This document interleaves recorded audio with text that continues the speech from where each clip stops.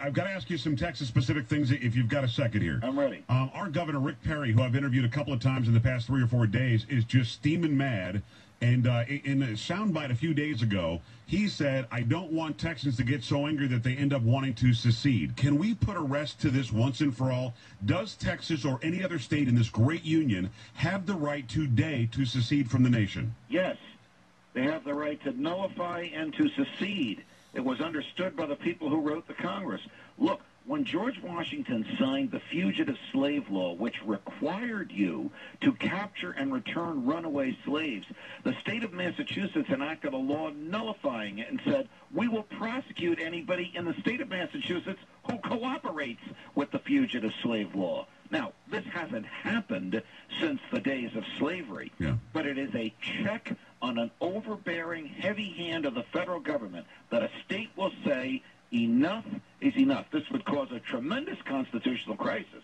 But if enough states said, we're going to call a constitutional convention, we're going to tell our people not to follow this federal law, we're going to enact a resolution seceding from the Union, the Congress would finally start to listen. Okay, well, what's interesting here is what I've always learned is that Texas, when it joined the Union and agreed to be annexed, that it agreed to be annexed in that it could break into 5 states if necessary to get 2 senators from each state to have more power in Washington if they weren't happy about what was going on. It also agreed, and the Congress accepted this condition, that it could leave if it wanted to. Right, but some may argue the Civil War negated that. Yeah. That's a legitimate argument to make. Right. But the law is still on the books and has never been abrogated by either party, Congress or the Texas legislature. And that's, again, there are websites about Texas secession and all this stuff, but for me, what I've always thought, what I've always learned, especially in the 4 years I've lived in Texas, was that after the Civil War, Abraham Lincoln said never again, and it seemed, I guess it's not in writing anywhere, but it seemed to me that there was an agreement among the states, yes, we'll rejoin the Union,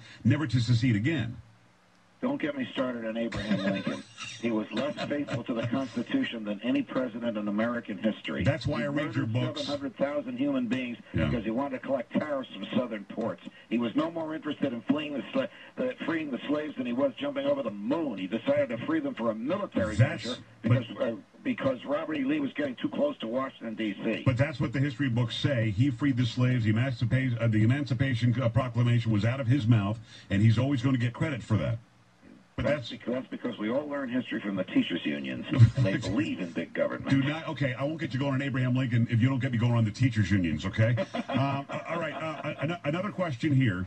The 10th Amendment is what Governor Perry has been citing for a week and a half, 2 weeks now, that the 10th Amendment, he says that it says, and I'm not anywhere near as smart as you or him, but he says that the 10th Amendment provides that the federal government will be created by the states to be a backup system to the states, but the states shall be allowed to run their own little mini countries on their own. Is that kind of what... The 10th Amendment basically says all powers not given to the federal government are reserved to the states and to the people. Yeah. And the 9th Amendment says the same thing. And the Constitution itself only gives 17, count them, 17 specific, unique, discrete powers to the federal government. From those 17, it is expanded to the monster it is today through people like Lincoln and Wilson and FDR and LBJ and all the big government presidents since him of both parties. Perry is right. And again, what the government does is not justified by the Constitution. I hear you, and I believe you, just as I believed him.